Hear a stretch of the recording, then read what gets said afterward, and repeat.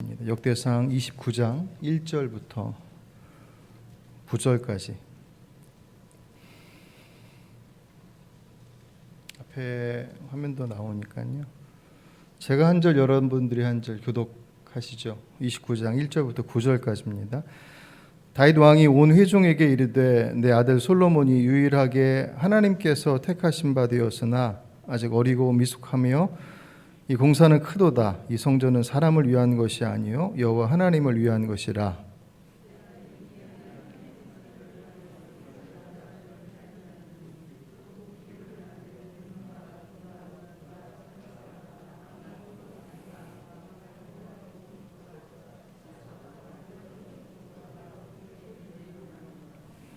성전을 위하여 준비한 이 모든 것 외에도 내 마음이 내 하나님의 성전을 사모함으로 내가 사유한 금, 은으로 내 하나님의 성전을 위하여 드렸노니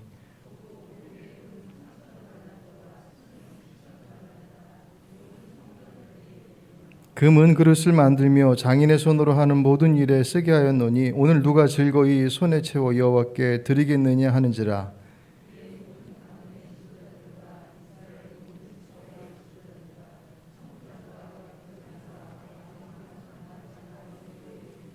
하나님의 성전 공사를 위하여 금 5천 달란트와 금 10,000다릭, 은 10,000달란트와 놋 18,000달란트와 철 100,000달란트를 드리고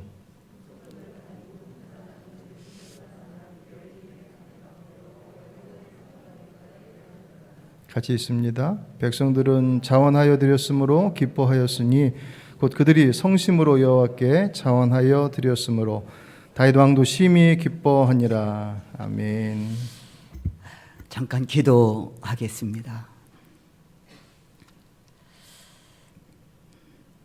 말씀이 육신이 되어 우리 가운데 거하신 예수님, 오늘도 하루의 일과를 마친 믿음의 사람들이 육신은 피곤하지만 성전을 사랑하고 말씀을 사모하여 오늘도 주의 존전에 모여 영과 진리로 예배를 올려드립니다. 주님, 이곳에 임재하여 주셔서 우리의 예배를 기쁘신 마음으로 흠양하여 주시기를 원합니다. 사모하는 심령들을 헤아려 주시고 오늘도 예배하신 은혜가 우리의 심령 속의 은혜의 단비가 되게 하여 주셔서 우리의 심령이 새롭게 소생하는 귀한 은혜의 시간에 또 하나의 출발점이 되게 하여 주옵소서. 성경 66권은 성령으로 감동하심을 입어 기록된 말씀임을 고백합니다. 인하여 먼저 전하는 종의 입술을 성령께서 주관하여 주옵시고 듣는 성도들의 귀를 또 심령을 성령께서 감동시켜 주셔서 오늘도 본문의 말씀을 통해 우리에게 주시고자 하시는 하나님의 세미한 음성을 듣게 하시고 말씀을 통해 보여주시는 길을 믿음의 눈을 열어 보게 하시는 이 밤이 되게 하여 주옵소서. 예수 그리스도의 이름으로 기도하옵나이다. 아멘.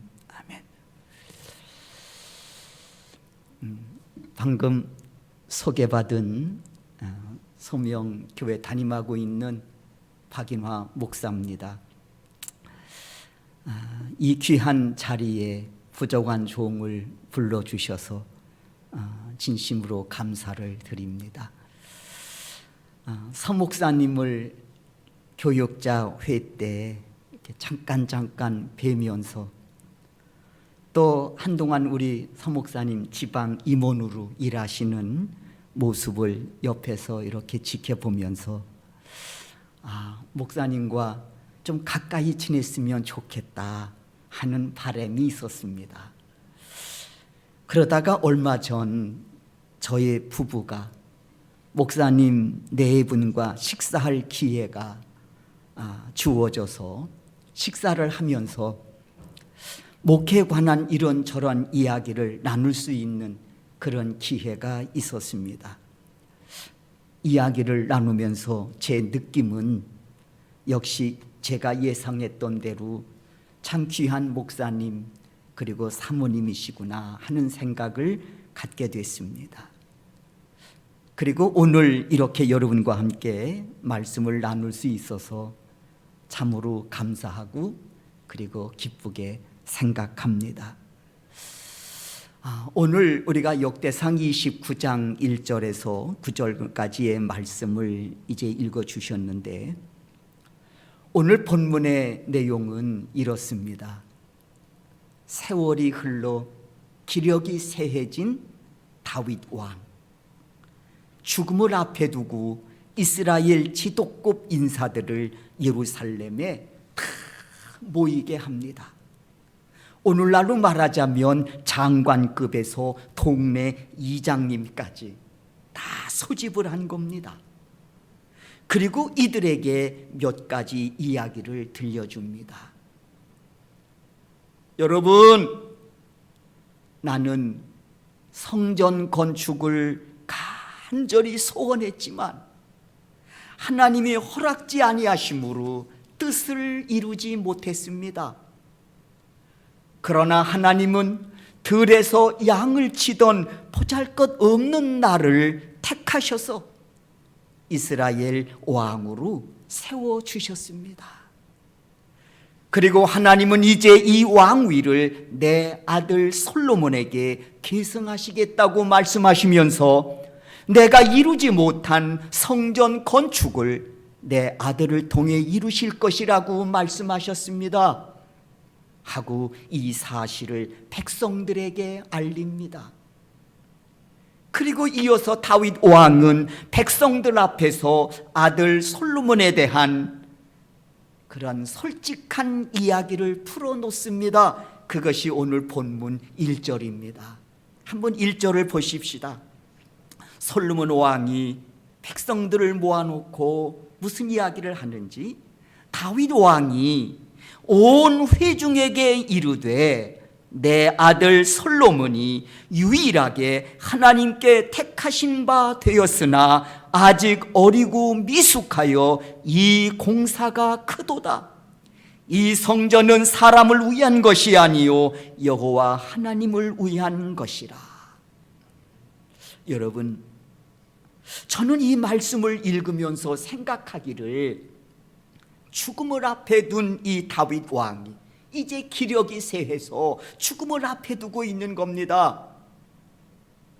그리고 백성들에게 이와 같은 사실을 알리면서 정말로 이 다윗 왕이 하고 싶은 말이 뭘까?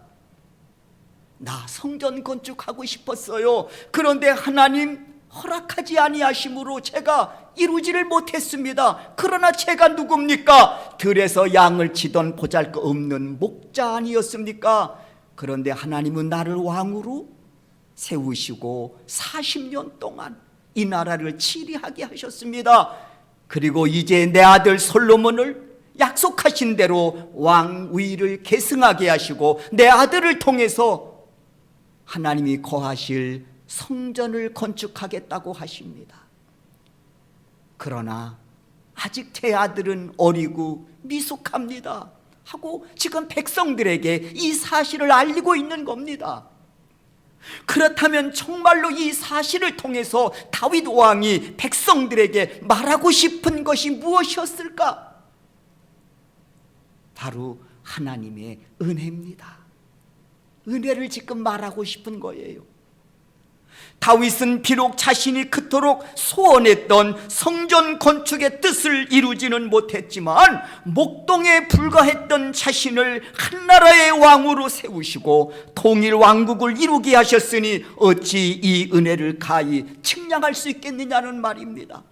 뿐만 아니라 이 에비가 봐도 아직 어리고 미숙한 솔로몬에게 은혜를 베푸셔서 약속하신 대로 왕위를 계승하게 하시고 그로 하여금 성전 건축이라고 하는 막중한 사명까지 맡기셨으니 이 어찌 은혜가 아니겠느냐는 겁니다. 지금 이 이야기를 하고 싶은 거예요. 하나님의 은혜. 그렇습니다, 여러분. 다윗은 알고 있었습니다. 하나님의 은혜가 아니면 어찌 나에게 이런 일이, 그리고 솔로몬에게 어찌 이런 일들이 일어날 수 있었겠느냐? 다윗 왕은 알고 있었습니다. 그러므로 사랑하는 성도 여러분, 누구든 깨달아 감사해야 할 것이 있습니다. 누구든 깨닫고 감사해야 할 일이 있습니다. 그게 뭔고 하니, 지금 내가 서 있는 이 자리는 내가 잘나서가 아니라 하나님의 은혜가 작동되고 있었기 때문이라는 사실을 깨닫고 그 은혜에 감사하며 살아가야 한다는 사실입니다. 목사는 목사로서 감사하고, 장로는 장로로서 감사하고, 권사는 권사로서 감사하고, 집사는 집사로서 감사하고 말입니다. 사실 저는 목사가 되려고 생각하지 않았습니다. 두 가지 이유 때문이었습니다. 첫째 이유는 제 눈에 목사라고 하는 직책이 폼이나 보이지 않는 겁니다. 폼나 보이지 않는 거예요. 어렸을 때 제가 다니던 교회 목사님의 자녀로부터 듣게 된 이야기가 있습니다. 우리 아버지는 돈도 못 벌면서 매일 가방만 들고 할머니들하고 왔다 갔다 한다며 불평을 털어놓는 겁니다. 그때 저는 생각했습니다. 아, 목사라는 직업이 돈도 못 벌지만 분주하게 가방만 들고 왔다 갔다 하는 직업이구나 하는 생각을 하게 됐어요. 그래서 목사 되고 싶지 않았습니다. 제 집사람이 저하고 결혼한다고 했을 때 친구가 이런 이야기를 하더래요. 야, 목사하고 뭔 재미로 살라고 그러냐. 목사 돼가지고 목사 남편 둬가지고 무슨 재미로 살려고, 너 사모하려고 그러느냐 그러더래요. 저 자신도 목사라고 하는 어린 시절이지요. 어린 시절에 초등학교 때. 왜냐하면 주변에서 저를 보고 쟤는 목사가 되지 않겠느냐 생각을 했었거든요. 저는 초등학교 4학년 때 처음 성령 체험을 했습니다. 그러다 보니까 조금 남달랐던 것 같아요. 학교에 가면 아이들이 너무 불쌍한 거예요. 왜? 예수를 믿지 않는 아이들은 다 지옥 갈 거니까. 그러니까 너무 그 아이들이 막 불쌍한 거예요. 선생님도 불쌍하고. 그래서 쉬는 시간 10분, 5분 주어지면요, 저 구석에 가가지고 막 울면서 기도한 거예요. 저 인간들 예수 믿게 해달라고. 그러니까 주위에 친구들이 삥 둘러가지고 다 구경하고 지금도 눈에 선해요. 얼마나 특이했든지. 얼마 전에 고향에 내려갔습니다. 친구가 있지 않을까. 그랬더니 아주 옛날 건물, 초등학교 때도 있었던 그 건물이 있는 거예요. 그리고 거기에 약방이었는데 이발소로 바뀌었더라고요. 그래서 혹시나 하고 옛날 건물이니까 들어갔어요. 그랬더니 연세가 지긋한 분이 머리를 깎으시더라고요. 제가 고향이 충청남도 아산입니다. 딱 들어갔더니 그 이발하시는 분이 앉으시오? 그러는 거예요. 그래서 이렇게 앉았어요. 그랬더니 나이가 지긋하신 거예요. 그래서 제가 물었습니다. 혹시 여기 오래 계셨습니까? 아, 여기 오래 있었죠. 바로 옆에 있는 초등학교를 나왔는데요. 그래, 거기가 금성초등학교입니다. 아, 그렇습니까? 그러면 올해 혹시 연배가 어떻게 되시나요? 그랬더니 당신이 58년생이라는 거예요. 응? 나도 58년생인데 나도 그 학교를 다녔는데. 그래서 그때 그러면서 제가 나도 이 학교를 나왔는데요. 그랬더니 이름이 뭐냐요?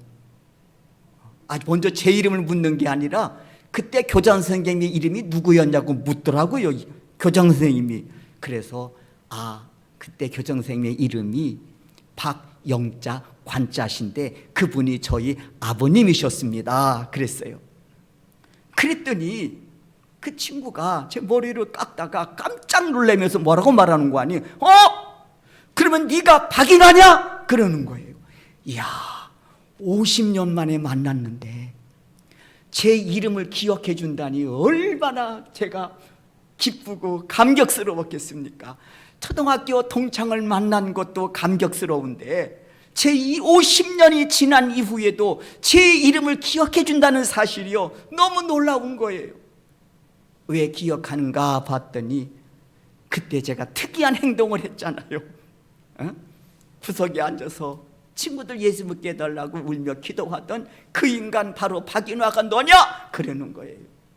그러면서 그 친구가 하는 이야기가 나도 예수 믿은 지 얼마 안 됐어 그러는 거예요. 그러면서 하는 이야기가 자기가 지금까지 살아오면서 예수 믿는 이 시간이 내 인생에서 가장 행복한 시간을 보내고 있다고 말하고 있더라는 거예요. 얼마나 반가운지. 여러분, 그럼에도 불구하고요, 그 초등학교 시절에 목사 되고 싶지 않았어요. 왜? 목사라는 직업이 폼나 보이지 않았어요. 돈도 못 벌고 연대 드신 할머니 모시고 가방 들고 왔다 갔다 해야 하고 별로 제 눈에 그게 첫 번째 목사 되고 싶지 않은 이유였습니다. 또 하나 목사 되고 싶지 않은 이유가 있습니다. 철이 조금 들어서 그때도 목사가 되고 싶지 않았어요. 왜냐하면 제 몸이 불편하기 때문이었습니다. 몸이 불편하다 보니 목사가 되지 않는 게 좋겠다, 그런 생각이 들었던 거예요. 내가 이런 몸으로 목사의 직을 감당할 수 있을까? 자신이 없었습니다. 그래서 다른 길로 가고자 했습니다. 그런데 지금은 목사가 돼서 어느덧 목회한 지 30년이라고는 세월이 흘러 40년을 향해 달려가고 있습니다. 오래전 이야기입니다. 제가 목사가 되겠다고 결심하고 어머니께 말씀을 드렸습니다. 어머니, 아무래도 제가 신학을 공부하고 목사가 되어야 될 것 같습니다. 말씀을 드렸더니 딱 한마디 하시더라고요. 딱 한마디. 그 자리가 내 무덤의 자리다. 그런 결심이 서면 가라. 그 자리가 무덤의 자리라고 생각하면, 결심이 서면 가라지는 거예요. 그렇지 않으면 다시 생각해봐라 말씀하시더라고요.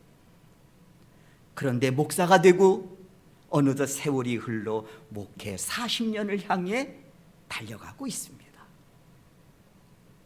그럼에도 아무리 생각해도요, 답이 나오지 않는 것이 하나 있습니다. 아무리 생각해도 답이 나오지 않는 것이 있습니다. 그게 뭔고 하니, 어떻게 부족한 제가 목사가 되고 40년을 향해 달려갈 수 있었는지 답이 나오지 않습니다. 여러분의 삶도 그렇겠지만 목사의 그 직분을 감당하려 하다 보면 매 순간이 목사님 외주를 타는 것 같습니다. 매 순간이 외줄이에요. 여러분 삶이 전쟁이라고 하지 않습니까? 전쟁은 항상 위기가 따라오지요. 그러다 보니까 제 삶도, 신앙생활도 마찬가지잖아요. 영적 생활도 전쟁이라고 하지 않습니까? 우리의 전쟁은 혈과 육에 대함이 아니라 하늘의 악한 영들에게 대함이라. 끊임없는 영적 전쟁입니다. 거기도 위기가 따르고, 그러다 보니 매 순간 위주를 타는 듯 싶습니다. 그래서 목회는 그런 것 같아요. 쉬어도 쉬는 게 아닌 것 같아요. 한 번은 장로님들이 그런 말씀을 하시는 거예요. 제가 부목사 시절이에요. 목사님, 그러다 죽습니다. 저보고 그러다 죽습니다. 그러면서 부목사 시절에 장로님들이 회의를 해가지고 일주일 휴가를 갖다 주시더라고요. 죽지 말라고, 가서 쉬고 오라고. 매 순간이 그래.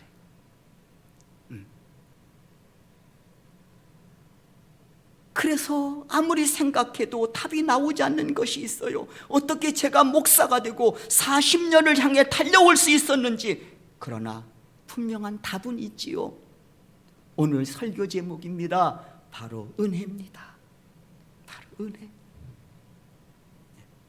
여러분, 이와 같은 사실은 모세의 경우를 봐도 그렇습니다. 모세, 위대한 지도자 아닙니까? 그도 한때 미디안 광야에서 40년이라고 하는 이 세월이 지나도록 양을 치던 그런 목동이었습니다. 그러다 보니 어느덧 그의 나이가 80이 됐습니다. 그러던 어느 날, 그날도 모세는 장인 이드로의 양을 몰고 호렙산에 이르지요. 이때 모세는 그곳에서 기이한 상황을 목격합니다. 타도 채가 되지 않는 불타는 떨기나무를 보게 된 것이죠. 그리고 그는 그 속에서 하나님의 음성을 듣습니다. 모세야, 너는 애굽에서 고통당하는 내 백성을 약속의 땅으로 인도하라. 하나님의 부르심을 통해 막중한 사명을 받습니다. 당연히 모세는 이 사명 감당할 수 없다고 거듭 거절하지요. 왜냐하면 누구보다도 자신이 얼마나 연약한 존재인지, 깨어지기 쉬운 질그릇과 같은 연약한 존재인지를 누구보다도 자신이 잘 알고 있었기 때문이었습니다. 제가 어떡해요? 그럼에도 하나님의 마음은 요지부동입니다. 왜냐하면 하나님은 진작부터 그의 연약함을 다 알고 그를 부르셨기 때문이었습니다. 모세가 아무리 나는요 이것도 연약하고요, 나는 이것도 연약하고요, 나는 이것도 연약해요 라고 말씀을 드려도 하나님의 마음이 요지부동인 것은 먼저 그 연약함을 하나님은 다 알고 계셨음에도 불구하고 그를 부르셨기 때문이었습니다. 이에 모세는 결국 하나님의 도우심을 힘입어 광야 40년 백성들을 이끌고 약속의 땅 앞까지 당도합니다. 40년을 이끌고, 그 무지몽매한 이스라엘 백성들을 이끌고 40년 광야 생활을 이스라엘 백성들을 이끌고 약속의 땅 그 문 앞까지 당도한 거예요. 그리고 모세는 약속의 땅이 훤히 내려다 보이는 느보산에 올라 하나님의 마지막 말씀을 들으며 숨을 거둡니다. 모세야, 보아라, 약속의 땅이니라. 느보산에 오른 모세는 지척에 있는 약속의 땅을 바라봅니다. 그런데 이어지는 하나님의 말씀, 그러나 너는 이 약속의 땅을 밟지는 못할 것이니라. 말씀을 들으면서 죽음을 맞습니다. 이때 하나님 품 안에 안기면서 모세는 뭐라고 말했을까 생각을 해봤습니다. 죽음을 맞이하면서 이 모세는 하나님께 마지막 어떤 말씀을 드렸을까? 성경에 기록되지 않아서 알 수는 없지만 제 생각에 이런 말을 하지 않았을까? 하나님, 여기까지 올 수 있었음은 하나님의 은혜였습니다. 여기까지 올 수 있었으면 하나님의 은혜였습니다. 하나님 감사합니다. 그렇습니다. 연약함에도 하나님의 부르심을 받아 사명이 주어지고 그 사명을 완수한 후 하나님 품 안에 안길 수 있음은 분명 은혜입니다. 은혜입니다. 사랑하는 우리 하늘빛 교회 성도 여러분, 오늘 우리 역시 마찬가지입니다. 나를 향하신 하나님의 부르심이 있었습니다. 그리고 죄악 중에 빠져있던 나를 건져 구원의 은혜를 베풀어 주심으로 하늘나라 생명록에 나의 이름을 기록하여 주셨으므로 이제 우리는 영생의 소망을 품고 오늘을 살아가는 믿음의 사람이 되었습니다. 이 구원의 은혜는 값없이 믿는 자들에게 주어진 선물과 같은 것이지요. 그러나 하나님은 이 구원의 은혜를 주시려고 독생자 예수 그리스도를 이 땅에 보내주시고 십자가에 달려 죽기까지 마다하지 않으신 희생이 있었음을 잊지 말아야 하겠습니다. 그러니 구원받은 성도는 예수님의 핏값의 은혜로 살아가는 자들입니다. 이 구원의 은혜를 마련하시기 위해 하나님이 치르신 희생은 가히 측량할 수 없는 은혜임을 잊지 말아야 하겠습니다. 이에 저는 성도들에게 강조하는 메시지가 있습니다. 성도는 절대 먹다 죽는 인생 되지 마라. 성도는 절대로 먹다 죽는 인생 되지 말라. 왜냐하면 구원받은 성도는 반드시 사명이 뒤따르기 때문에 그렇습니다. 다윗에게 통일 왕국의 사명이 있었듯이 솔로몬에게 성전 건축이라고 하는 사명이 있었듯이 구원받은 우리 역시 사명 앞에 서 있다는 것을 잊지 말아야 한다는 것입니다. 하나님 독생자 예수 그리스도를 이 땅에 보내주시고 피 흘려 죽기까지 우리를 사랑하심으로 우리에게 구원의 은혜를 주신 분, 먹다 죽은 인생 되라고 그 엄청난 구원의 은혜를 우리에게 주셨겠습니까? 아니에요. 구원의 은혜 속에는 또 하나 구원받은 성도로서 마땅히 감당해야 할 사명이 있다고 하는 것을 우리는 명심해야 하겠습니다. 그러므로 구원받은 자들은 모두 사명자들입니다. 제가 여러분들에게 이런 말씀드리면 기분 좋으시겠습니까? 여러분 예수 믿으시죠? 아멘. 우리는 다 구원받은 거룩한 백성입니다. 그러니 이젠 여러분 먹다 죽는 인생 되십시오. 그러면 기분 좋으신 분 계십니까? 없는 거예요. 왜요? 하나님은 우리의 얼굴이 다르듯이 우리에게 주어진 사명이 있음을 내 영혼은 알고 있기 때문에 그렇습니다. 제가 인천에 오게 된 동기는 2002년도 20년 전이죠. 2002년도 인천 연희감리교회 부목사로 부르심을 받았기 때문이었습니다. 그곳에서 만 10년 사역을 감당하다가 담임 목사님의 은퇴로 저는 당회에서 만장일치로 개척이 결정이 됐습니다. 그때 개척의 뜻이 있으신 분은 가서 도우라는 결의와 함께 4억을 지원받았습니다.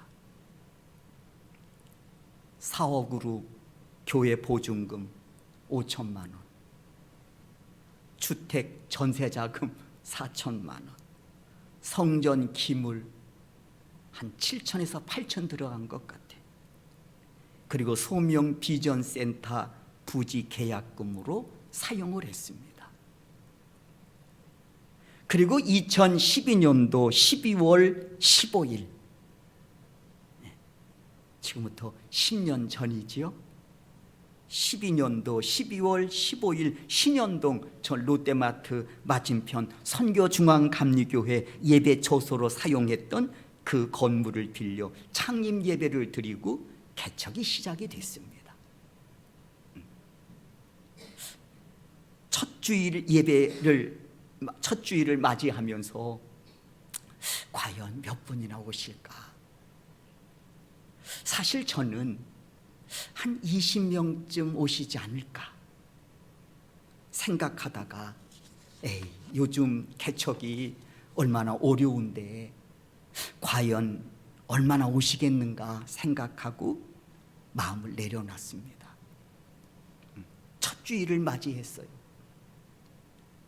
그리고 강단에 앉아서 기도하다가 11시가 돼서 이제 예배를 드리려고 딱 일어섰는데 어른이 30명, 어린아이가 주변에서 또 온 어린아이들 뭐 이래 해가지고 17명 해서 모두 47명이 첫 예배를 드렸습니다. 10년 전이지. 감사하기도 하고 한편으로는 떨리기도 하고 그러면서 이런 생각을 한 거예요.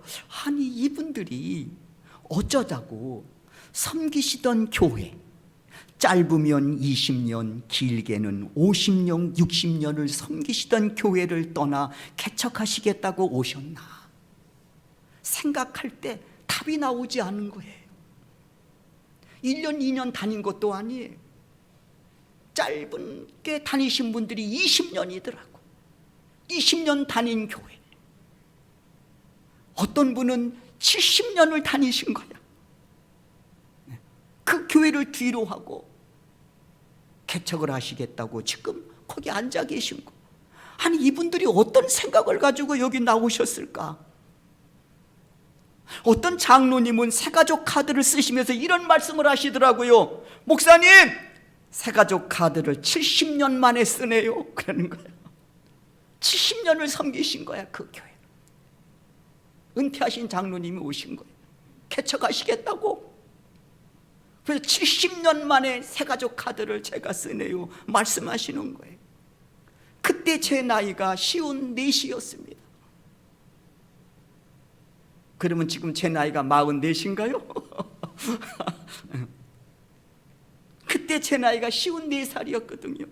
개척 나이로는 적은 나이가 아니었습니다. 그렇다고 제가 많이 배운 사람도 아니고요, 그렇다고 건강한 사람도 아니고요, 그렇다고 제가 무슨 재력을 갖춘 사람도 아니고 진짜 빈털털입니다. 의료보험 25,000원 냈다면 아시겠지 않습니까? 재정도 약하고. 그래서 첫 설교 때 제가 두 가지를 물었습니다.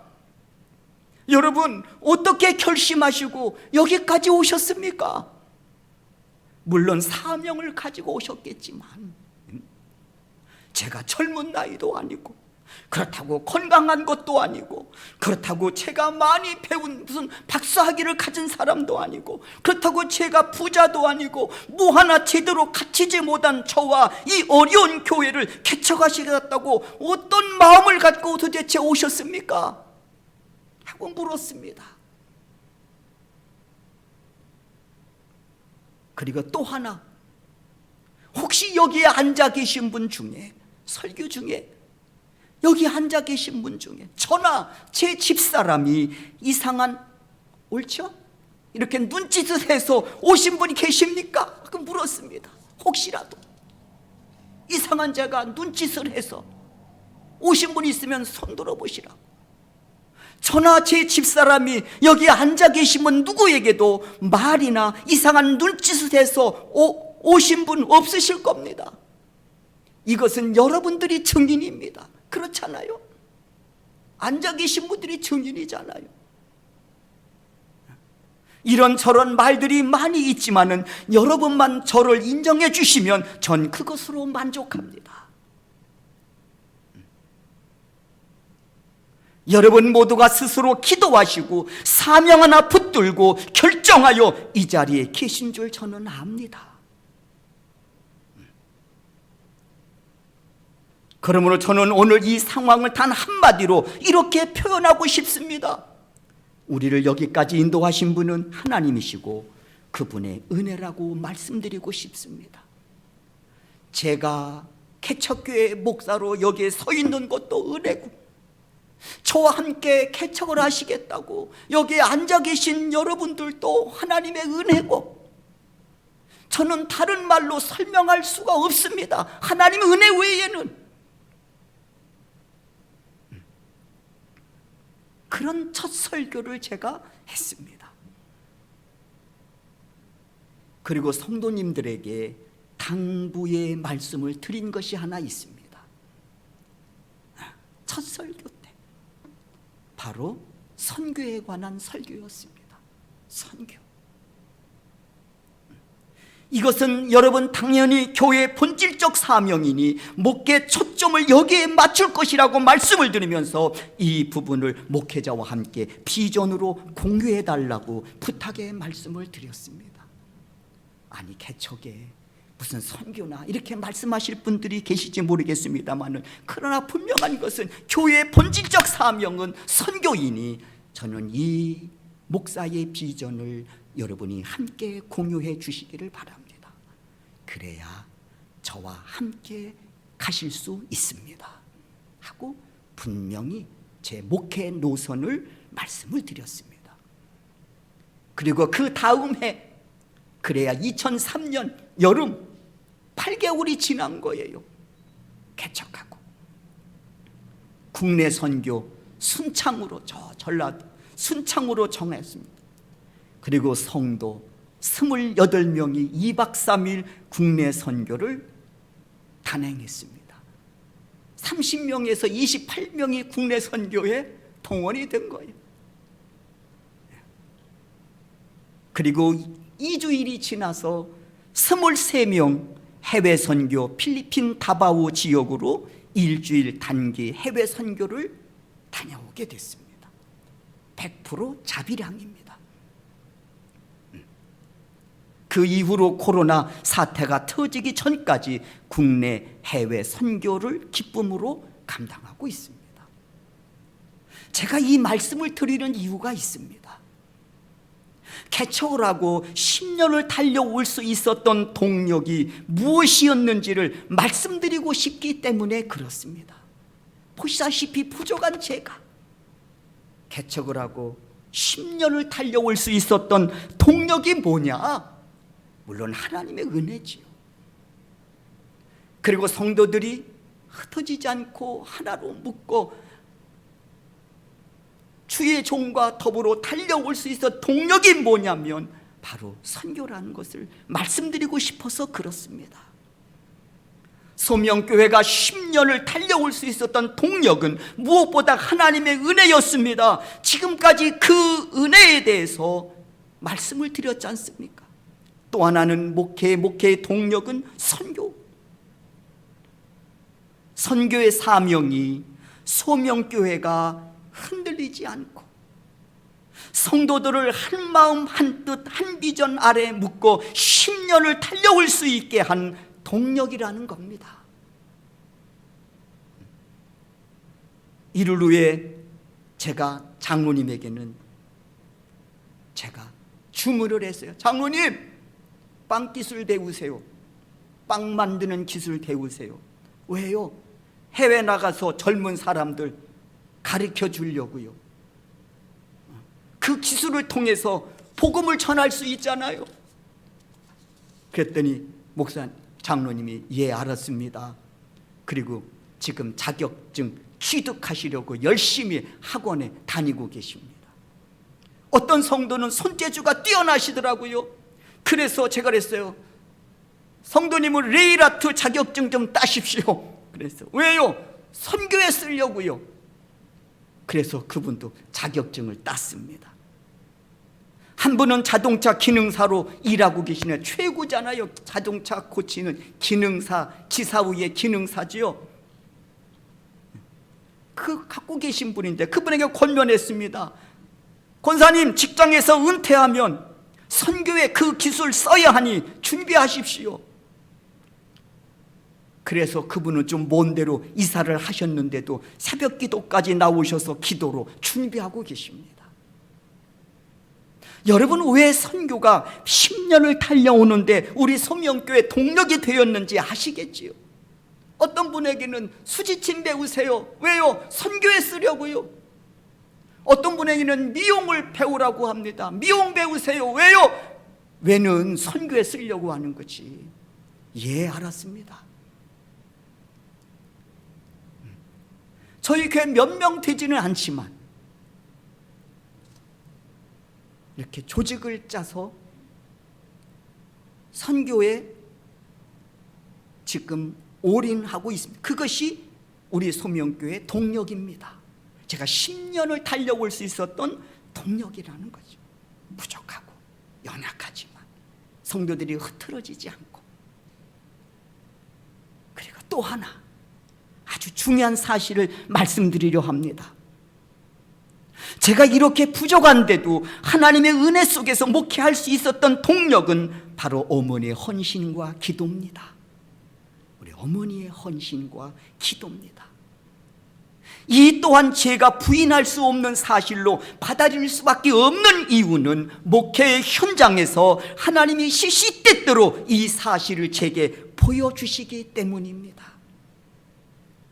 말씀드렸잖아요. 목회 매 순간 위기라고. 위주를 타는 것 같습니다. 머리 빵꾸 난 적이 한두 번이 아니에요. 원형 탈모라는 게 있더라고요. 어느 날 이렇게 해보면 여기가 뭔가 미끈미끈하고 이상해. 그래서 이렇게 들춰보면 꼭 500원짜리 동전만큼 여기가 뻥 뚫려진 거예요. 매 순간 위주를 타는 것 같은. 그럼에도 불구하고 이렇게 10년을 이렇게 달려올 수 있었던 것은 어머니의 헌신, 어머니의 기도. 매 순간 목회 현장에서 제가 경험합니다. 부인할 수 없을 정도로. 한 번은 어머니께서 30년 전에 어머니가 감리교 장로님으로 돌아가셨거든요. 근데 한 번은 어머니께서 30년 전에 권사의 직분으로 섬기시던 그때 담임 목사님을 한번 뵌 적이 있습니다. 같이 두 분이 30년이 지나서 만나신 것이지요. 그때 그 목사님은 지방에서, 충청도 어느 지방에서 목회를 하셨는데 성도가 한 3,000명 교회로 부흥을 시키신 분이었습니다. 지방에서 3,000명, 적지 않은 숫자잖아요. 근데 그분이 어머니를 만나자마자 하시는 말씀이, 오늘 당신이 이렇게 목회를 크게 할 수 있었던 그 밑거름이 바로 권사님의 기도와 섬김이 있었기 때문이라고 말씀을 하시는 거예요. 그러면서 저에게 말씀하시기를, 뭐라고 말씀하시는 거 아니? 저의 어머니는 목회자가 필요하다면 입안에 있는 것도 꺼내 주실 만큼 목회자를 섬기셨던 분이라고 말씀해 주시더라고요. 권사님 필요해요. 그러면은 입에 안에 들어있던 것도 꺼내서 주실 만큼 목회자를 섬기셨던 분이었다라고 제게 말씀하시는 거예요. 저도 그런 어머니의 신앙생활을 모습 보면서 성장했습니다.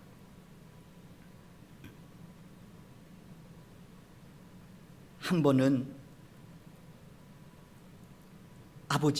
저희 아버님이 교육보험을 들어주셨어요. 대학교까지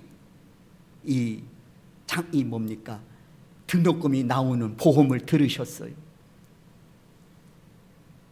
근데 그 보험 들어가는 모습을 어머니가 옆에 지켜보시면서 편치 않으셨던 것 같아요. 내 아들은 하나님께 맡기고 목사님 시골에서 목회하시는데 아이들 학자금은 어떻게 할 거냐. 이래가지고 어머니가 들어가는 보험을 해약을 하시고 목사님 자녀분들의 교육범으로 돌리신 거야? 아들이지만 조금 서운하더라고. 예? 그런데 참 감사한 것은 저는 대학교 다닐 때 제 주머니가 가장 풍성했던 것 같아요. 그때는 아르바이트가 있었어요. 5팀을 제가 아르바이트를 같이 가르쳤어요. 그리고 제가 DP점도 학교 다니면서 그전에는 DP점이라는 게 있었습니다. 사진 찍어가지고 오면 현상에서 이렇게 주는 거예요. DP점도 하고 토큰도 팔고 또 다니면서 뭐 물건도 팔고 대학교 다니면서 십자가 그리고 뭡니까? 저희 학교 다닐 때는 달력도 팔았습니다. 여학교 앞에 가서 밤에 여학교 앞에 가서 달력 쫙 이번엔 책상 달력 예쁜 거 떠다가 쫙 펴놓고 달력 100원 뭐 이래가지고 달력도 팔고 가장 제 주머니가 풍성했던 때가 대학교입니다. 하나님이 그렇게 채워주시더라고. DP점에서 돈 나와, 토큰 팔아서 돈 나와, 아이들 가르쳐서 돈 나와, 또 달력 팔고 전지 팔고 이래서 돈 나와. 저는 학교 다니면서 집에다가 냉장고도 사드리고 부모님 용돈 드리면서 학교 다녔습니다. 하나님이 그렇게 넉넉하게 다닐 수 있도록 해주셨어요. 제 목회의 동력이 뭐냐? 어머니의 섬김과 어머니의 기도입니다. 그러니 여러분 명심하시기 바랍니다. 믿음으로 행한 모든 일들은 결코 역사 속으로 사라지는 것이 아니라는 것. 믿음으로 행한 모든 일들은 결코 역사 속으로 사라지는 것이 아니라는 것. 왜냐하면 여러분의 믿음으로 행한 일들에 대해 자녀들이 거두어들이는 복된 일들이 일어나기 때문에 그렇습니다. 제가 증인입니다. 여러분 보시잖아요. 연약하고 부족한 게 말할 수 없잖아요. 그런데 학교 다닐 때 용돈, 등록금 저희 집 어려웠습니다. 부족함이 없습니다.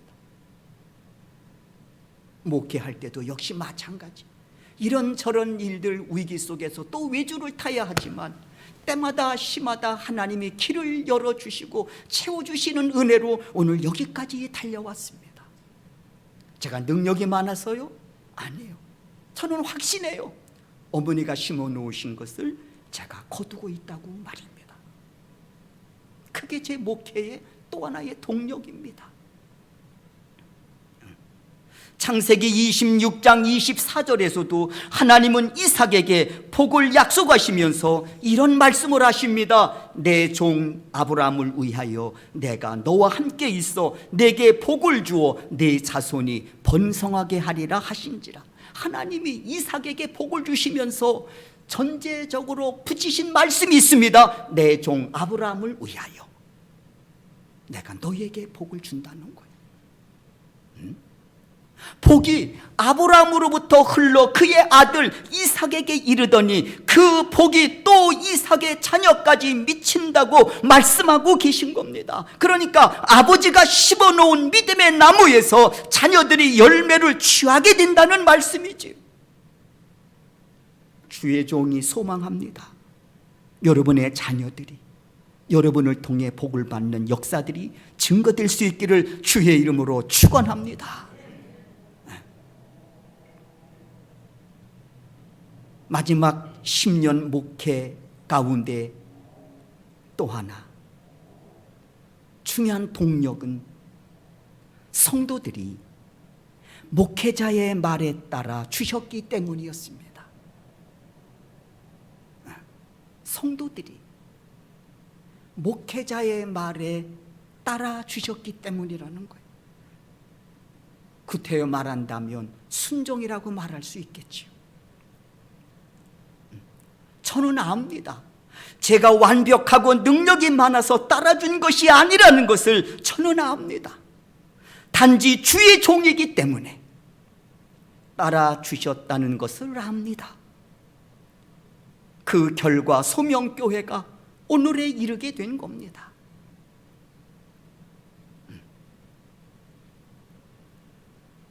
코로나 전에 캄보디아 선교지에 급히 다녀와야 할 일이 생긴 적이 있었습니다.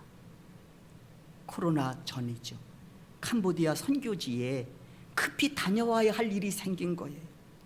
제가 갈 수 없는 상황이었습니다. 사업하는 권사님께 전화했습니다. 권사님, 목사님 웬일이세요? 아니, 목사가 전화했는데 권사님은 전화했는데 웬일이요? 웬일이지? 뭐 그렇게. 권사님, 2박 3일 시간 낼 수 있어요? 그랬어요. 목사님이 내라면 내야지요. 근데 왜요? 그러시고, 캄보디아 선교지에 급히 다녀와야 할 일이 생겼어요.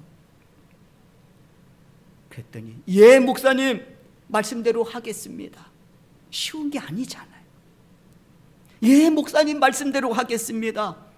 그 다음에 제가 하는 말이 뭔지 아십니까? 권사님, 예, 티켓은 자비량, 예, 알았습니다. 물론 재정에서 끊어드릴 수도 있습니다.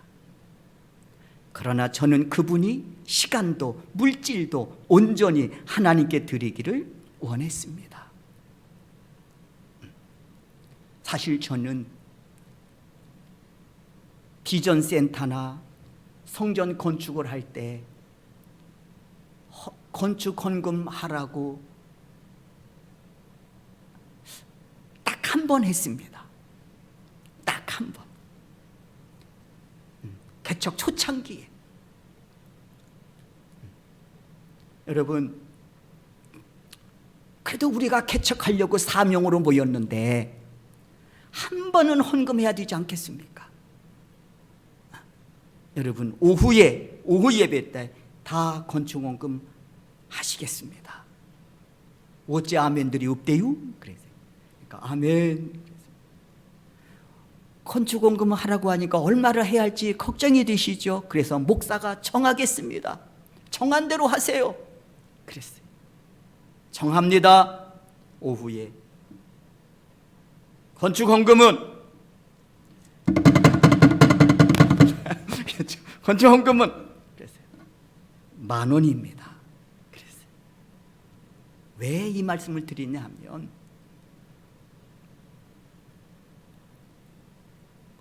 교회를 세우겠다고 했는데, 사명으로 왔는데, 그래도 건축 헌금에 여러분의 이름이 실려야 되지 않겠습니까? 그리고 이것은 우린 같은 배를 탄 사람입니다. 싫든 좋든 이 배는 이미 출항을 했고 여러분은 이 배의 일원입니다. 그러면 배를 탄 값을 해야지요. 10,000원 헌금하세요. 그래서 물론 10,000원 하신 분도 계시고 좀 더 하신 분도 계시지만 큰 돈 하신 분은 없습니다. 그 돈 가지고 저는 씨앗을 삼고 싶었습니다. 씨앗의 위력은 뭡니까? 생명입니다. 여러분, 10,000원을 드리시더라도 목사가 소원하는 게 있습니다. 거기에 사명을 담으시고 거기에 하나님의 전을 사랑하는 마음을 담으십시오. 그러면 그 10,000원을 통해서도 하나님은 역사하실 겁니다. 다 성들이 헌금했어요. 어쨌든. 그리고 그 헌금 가지고 지금 우리 소명교회 종교부지 계약할 때 그 돈을 활용해서 계약했습니다. 씨앗으로 삼았습니다. 사억 받았다고 그랬잖아요. 사억 받고 시작했잖아요. 교회 보증금, 제 전세 보증금, 교회 앞에도 기물, 뭐 에어컨, 방송 장비, 식당, 뭐 부자재 뭐 막 사고 하니까 쓰고 한 2억 정도 남더라고요. 2억, 그러니까 2억을 쓴 거예요, 말하자면. 그리고 거기에다가 또 비전센터 7억 5천 땅 7,500만 원 10% 주고 계약했잖아요. 남는 게 없는 거예요. 근데 제가 은혜라고 말씀드린 건 뭐냐면, 그렇다고 누가 큰 돈을 헌금하신 분은 없어요.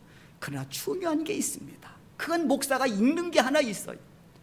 그 30명의 정예 부대, 그들은 정말 교회를 사랑하는 사람들이었습니다. 그분들이 교회를 지키는 기둥이에요. 새벽기도 그분들이 지키십니다. 그러니까 새벽기도에 40명은 늘 채워지는 거예요. 눈이 오나 비가 오나, 수요 예배, 무슨 예배는 항상 그분들이 중심에 딱 서 계신 거예요. 그래서 늘 이야기합니다. 앞에 개척자가 중요하다고. 그분들이 길을 어떻게 닦느냐에 따라서 다음에 오는 사람들은 그 길을 따라가는 거예요. 길을 내는 개척자가 어렵다고 길을 삐딱하게 내놓으면 나중에 그 길을 오는 사람들은 그 지역이 사고 다발 지역이 되는 거예요. 그러니까 힘들고 어려워도 길을 곧게 내야 되는 거예요. 이게 개척자의 사명이지요. 길을 가다 보면 사고 다발 지역이 있잖아요. 왜 그렇습니까? 길을 삐딱하게 위험천만하게 길을 냈기 때문에 그런 거예요. 그때 길을 낼 때 좀 힘들더라도 곧게 냈더라면 뒤에 오시는 분들이 얼마나 안전하게 그 길을 운행하시면서 다닐 수 있겠습니까? 개척자는 그런 사명.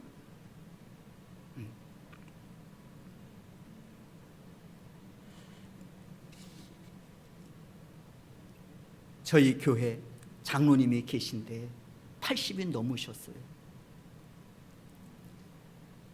처음에 개척하실 때 그분이 항상 신방할 때도 같이 동행하시고 뭐 할 때는 항상 동행을 하셨어요. 지금이야 이제 일꾼들이 여기 세워지다 보니 그분이 스스로 이제는 당신이 아니더라도 신방대원이 있고 일할 사람이 있으니 당신이 이제 뒤로 물러나겠다고 극구하셔서 지금 앞장 서시지는 않아요. 그러나 무슨 일이 있으면 꼭 제가 찾아가서 먼저 상의하는 분입니다. 그런데 80이 넘으셨음에도 불구하고 목회자 앞에 먼저 가는 법이 없습니다. 신방할 때 차를 타야 하잖아요. 먼저 타시는 법이 없습니다. 당신이 꼭 문을 아이고 장로님 왜 이러세요? 그래도 당신이 문을 여는 거예요. 제가 타라고. 민망해서 제가 아주 죽을 지경이에요. 제발 그러지 말라고 해도 쿡쿡 먼저 타시는 법이 없습니다. 앞서 가시는 법도 없고요, 먼저 차를 탑승하시는 법도 없습니다. 그리고 신방을 다니면 꼭 당신이 예배 끝나면 어느 가방을 드시는 거예요. 제 가방을. 장모님 그러지 마세요. 가방 정도는 제가 들 수 있습니다. 제발 좀. 그래도 아니, 그 모습을 누가 봅니까? 그 모습을 누가 봐요? 네? 권사님들이 보고. 여러분 왜 목회자의 말에 성도들이 순종하는지 아시잖아요. 그걸 본 거예요. 부족하고 연약하지만 그걸 보면서 10년을 살아온 거죠. 제가 무슨 부탁을 하면 성도들이 목사님 저를 선택해 주셔서 감사합니다 하고 제 뜻에 함께 갑니다. 그래서 참 앞장선 분들이 중요하다. 저는 저희 교회가 이제 장로님이 한 분이에요. 한 분. 그리고 연세가 너무 드셔서 이제 차 가지고 적으로 이렇게 장로가 되실 수 있는 길이 없으니 교회 내규로 그냥 교회 장로님으로 불러들이고 우리가 섬깁시다 하는 분들은 계십니다. 그럼 한 분이 또 계십니다. 두 분이 시무장로님 계시다가 올해 한 분 은퇴하시고 이제 시무장로님은 한 분이십니다. 그분도 올해 꼭지가 떨어지 안수를 받으신 분이에요. 한 분이에요. 제가 이제 장로가 나오면 부장단에서 나오겠죠. 각 부장단 세운 부장. 그래서 기획위원은 저희는 부장단이 합니다. 장로들이 안 계시니까 제가 부장단을 모아놓고 사정합니다. 여러분, 권사님, 나 소원이 하나 있는데 장로 세우는 거다. 장로 좀 세우게 좀 해줘라. 그랬어요. 장로 좀 세우게 좀 해줘라. 부탁한다. 내년에 꼭 좀 세우게 해달라고. 그러면서 제가 부탁을 해요. 그러면서 제가 얘기를 합니다. 장로님, 여러분 지금 이런데 세울 수 있겠습니까? 여러분이 봐도 안 되겠지? 부탁합니다. 좀 세우게 좀 해주세요. 그래서 올해는 어떻게든지 지금 장로님을 세우려고 하고 있습니다. 여러분, 소망합니다. 제가 10년 부족하고 연약하지만 이렇게 목회를 동력 삼아 달려올 수 있었던 것은 성도들이 주의 종에 따라주었기 때문이었습니다. 잘나서요? 제가 완벽해서요? 아닙니다. 주의 종이기 때문이었습니다. 저는 참 조심스럽습니다마는 우리 소명교회가 오늘 10년을 달려올 수 있었던 것은 하나님의 은혜입니다. 또 하나는 저는 전도와 그리고 선교를 동력 삼아 달려왔습니다. 또 하나는 어머니의 헌신과 기도를 먹고 제가 달려왔습니다. 또 하나는 성도들의 헌신입니다. 주의 종의 말에 따라서. 이것은 내 순서가 있는 게 아니에요. 내 기둥과 같은 거예요. 내 기둥. 내 기둥에서 어떤 기둥이 중요하고 어떤 기둥이 덜 중요하고 그런 게 아니잖아요.